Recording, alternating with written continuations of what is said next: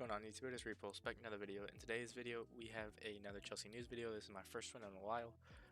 If you watched my last video, you know I was gone for 9 days, but there's been a lot that's kicked off, especially today. So, yeah, we have a Chelsea news video. I think there may be a second one. It may be divided into two parts because there was a lot that kicked off today. But yeah, here we are, Chelsea news.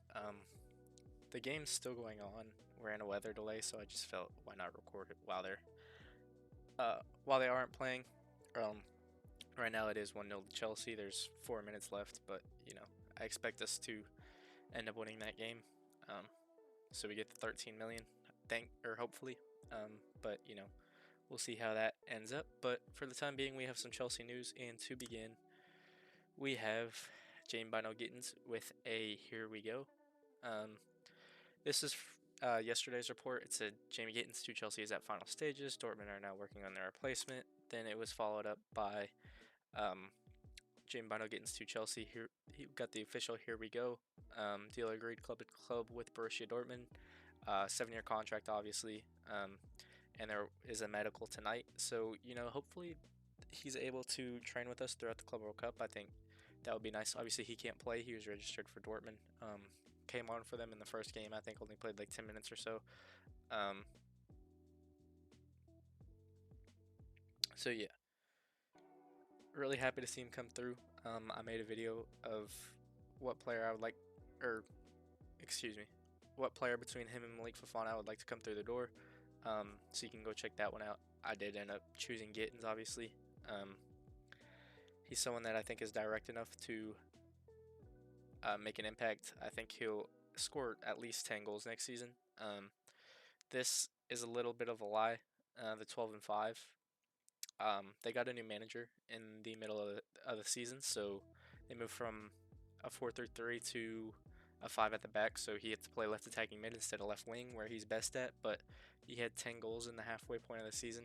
He was immense to begin the season, but obviously with the managerial change, his numbers kind of fell off. So yeah, really happy to see him come through the door. There's one last report about the fee, which I think is a little steep. You know, obviously before the Club World Cup, we were thinking, oh, he's coming in for 35, 40, but no, it got all the way up to 55 million. I'm intrigued to see how much add-ons there are. Hopefully it's a base fee of around 35, base fee of 40, and then 15 million, 20 million in add-ons, which if achievable, great, you know, because that means if we pay the extra 20 million or extra 15 million, that means he did his job for us. But, you know, I just think the price tag right now is a little steep. But, you know, not going to judge a player on his price tag. I'm just happy he came through the door because we, as you can see throughout this World Cup, desperately need someone on that left wing to do something for us. Madueke hasn't been good. We have Palmer on the left this game, but it's kind of a 4-2-2 with him and Enzo playing that middle space and Lavia and Caicedo behind them, and then Neto and Delap up top. But yeah, I think we desperately need someone on that left wing to play Maresca's old system. Obviously, he's doing some tweaks, playing some new systems. And we look great. We're like a 3-4-2-1 in attack, with Cucurella and Neto being the wide players, and then the three at the back being James, Coyle, and it was Badiashile today. But, you know, I think if Maresca wants to use his old tactic, then Gittens is perfect for it. But, you know, if Maresca wants to use this new system in the new games, I do think we need a new signing, and this is where this player comes in. Joao Pedro. There has been a lot of reports today of Joao Pedro. I don't particularly like the player, but, you know, I'm talking in terms of the profile. He can play up top, he can play on the wing, he can play that 10 spot. So, you know, he's very versatile as a player, but with that profile, I would have liked a Morgan Rogers, I would have liked a Xavi Simons. Obviously right-footed, which is a good thing. I think we need more right-footers in the squad. We're very left-foot heavy. Obviously Neto, Madueke, Esteval coming in, Palmer, Quenda, all 5 pretty much right-hand side players. So we do need someone that can take up that left pocket, which is what Gittens does, obviously. But, you know, if we want to run with this system that I just talked about, that Maresca is now running with, Joao Pedro is a good option, I'd say. Obviously, I don't think he's the best option. I'm not too big of a fan of him. That 10 goals is pretty false, as well. It's a lot of penalties in there. Obviously, he had 20 goals last season. I think he is a good player. I think the price tag is going to be steep. I've seen it around 60 million. Obviously, Brighton rejected 2 bids in excess of 50 million, and it said that basically Newcastle was one of the teams that bid, and it said there was a unnamed second Premier League club that bid 50 million as well, and pretty much came out that it was Chelsea that bid that, and that we're very interested in the player, and that is pretty much what uh, excuse me. That's pretty much what the Guardian Sport said, that Chelsea want an attacker to provide variety and depth in creative positions. Joao Pedro's appeal is partly that he's Premier League experienced. He has played 2 seasons in the Premier League. I guess that counts as Premier League experienced. Obviously, 20 goals in the first one, 10 in the last one. So, I mean, has produced in the Premier League. Only 30 games played. I think attitude problems is a concern for him.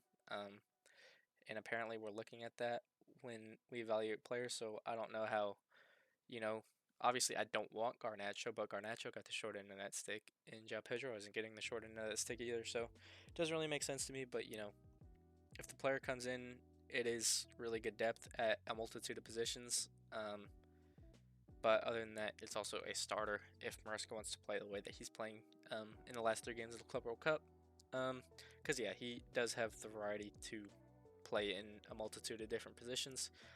In the last line, Samuel is now a part of Chelsea's recruitment team. Obviously, he was at Brighton, probably advocating for Joao Pedro to come through the door. And with Maresca, changing his tactic, he may be on board. So not the worst signing in the world, obviously.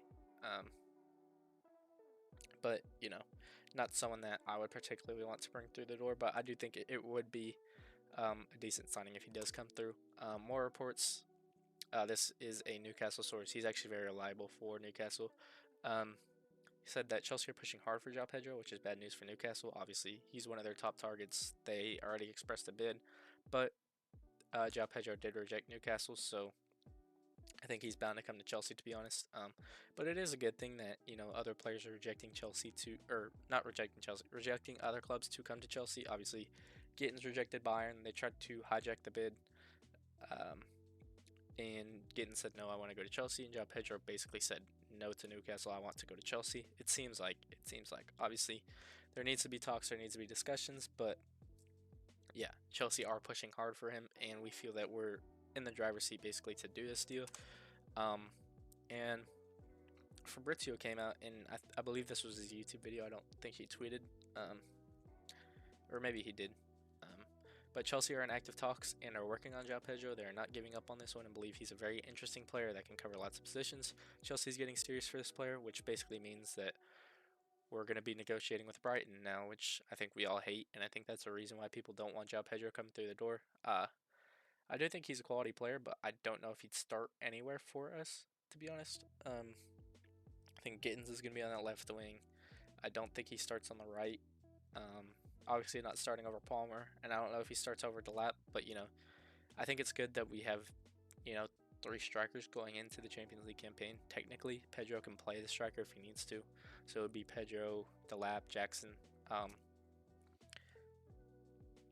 Going into the Champions League, Premier League, FA Cup, Carabao Cup, 4 competitions, it's a lot, especially with these players getting burnt out in the Club World Cup. We're going to need some added depth and a bigger squad, which I know we're all used to, but bigger squad that we actually use. So I think him covering a lot of positions is intriguing, but I just don't think he's the player that I'd want to cover all those positions. I guess Fabrizio did tweet about it. I just completely forgot. He said more on Chelsea being fully involved in Joao Pedro deal, as he reported, and others. Talks taking place as Chelsea remain interested since the start of June with Joao as the next target after Gittens is done. Chelsea are there, and Newcastle have been pushing for weeks. Apparently, they've been pushing since May, early May, like end of the season. So yeah, I mean, I do think this deal probably does get done. I'm not the biggest fan of it particularly, but I also wouldn't be mad. I think he's quality enough as a player to do something if he does get the appearances, but I think the attitude is a concern, and I just don't know where he fits to be a starter if we're paying a price like 60 million that Brighton want. because obviously they rejected 2 bids of 50 million. So I don't know where he fits the bill, but um, yeah, I guess we bring him in and we'll see. Obviously a decent player. In Joao Pedro, if you score 20 goals in the Premier League campaign, you're bound to do something. But yeah, I just don't know if that's a player I'd like to bring in. Moving on to Mohamed Kudus. So this pretty much confirms that we were the hidden team to bid for Joao Pedro. Um, as well as the Joao Pedro offer being rejected, Chelsea also made a proposal to sign Mohamed Kudus this week. Chelsea are trying to offer players and have so far put £50 million down. To be continued. Chelsea want Pedro for the striker positions as well as covering other positions, and Kudus is for attacking mid. Um, I actually wouldn't mind this if we get both. Um, I just don't think we need another left footer. I think Kudus is a quality player. I'm gonna be honest, I don't watch West Ham too frequently. I wouldn't want to say Kudus had a great season or a bad season last season, because I really don't know. I'm not gonna judge on something I don't know. But every time he played Chelsea, he seemed to be a decent player. Um, I think the price is very steep. Um, at £50 million plus players. I know they're interested in Robert Sanchez. I know they're interested in um, Dewsbury Hall, I believe, is the other one. I could be interested, or I could be wrong. Sorry, not interested. Um, that could be interesting, is what I was saying, but I said that also could be wrong. But yeah, £50 million, and if we get some other players off the books, then um, I think it's a positive. But Chelsea want Pedro for the striker position, Kudus for the attacking mid, so there's a possibility that both are brought in. Obviously, Kudus would be the backup to Palmer. I don't think anyone's taking Palmer's spot, but yeah, that's Mohamed Kudus. Potentially coming to Chelsea because apparently we have an offer put on the table. This is Simon Phillips, a pretty reliable Chelsea journalist. Obviously, a Chelsea fan, has good ties with the club, so pretty reliable right here. But moving on to the outgoings, there was a report that Andre Santos could push for an exit, but we would ideally like to keep him. I don't think this is true. I don't think the way he's spoken about the club, I don't think he'd push for an exit. I think this is pretty much a club brief saying that,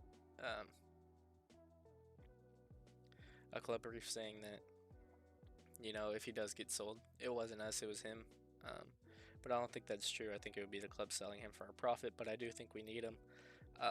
Caicedo almost got injured in this game. And if he does, then who else do we have besides Andre Santos on the bench? Obviously, Kieran Dewsbury Hall came on. We have a Sugo, but those players aren't the quality that Andre Santos has. You can see he had 17 goal contributions at Strasbourg last season. He was absolutely immense. Pretty much man of the match every single game. Was captain for them on loan, which I think is a big thing too. So yeah, I think he's a great player. I think he's someone that will succeed at Chelsea. But I don't think he would be the one to push for an exit because it seems like he's pretty hell-bent on, sticking out and getting the minutes that he feels he deserves, but worked for.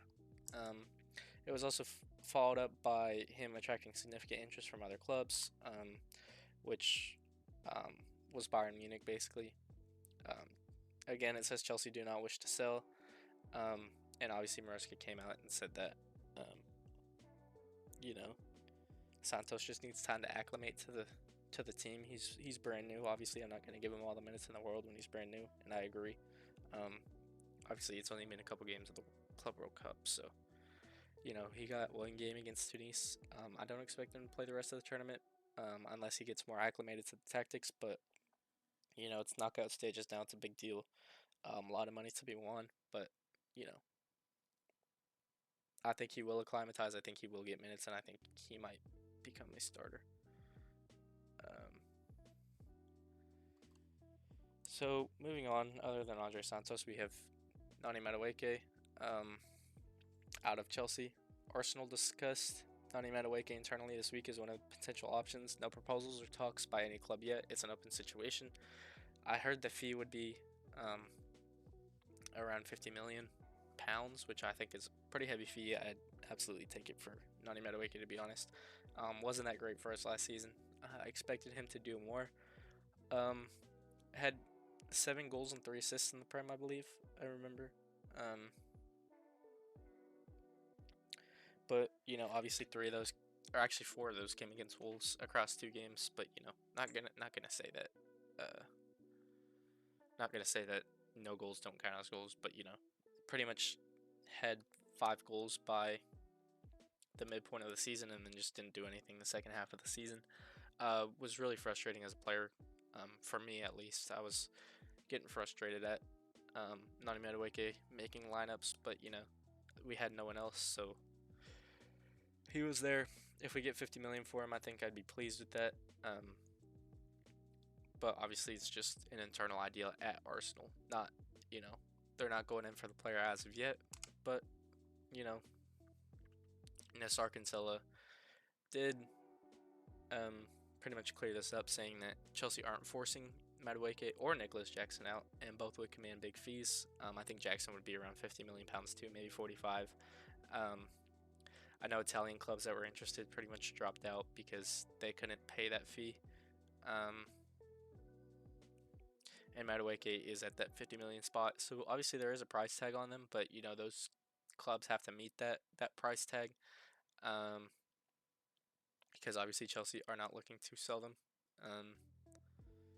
So yeah, they would command big fees because we're not forcing them out. But if a bid does come in that we like, we're gonna take it. So um, yeah, they would command at least probably 40 million each, 50 million each. So that's Madueke and Jackson. And that is pretty much all the news so far. If there's more, obviously I'll come in, give y'all an update on the news. Pretty exhausted. This is the first day I've had post-flight, but a lot kicked on today. If we go back, oh, not that. We had a here we go today, so obviously there has to be a video today if there's a here we go. And I'm very pleased that it was Jamie Bino Gittens, but it seems like Joao Pedro could be the next through the door. But yeah, that's all the news today. I do hope you enjoyed this video. If you did, please be sure to like and subscribe.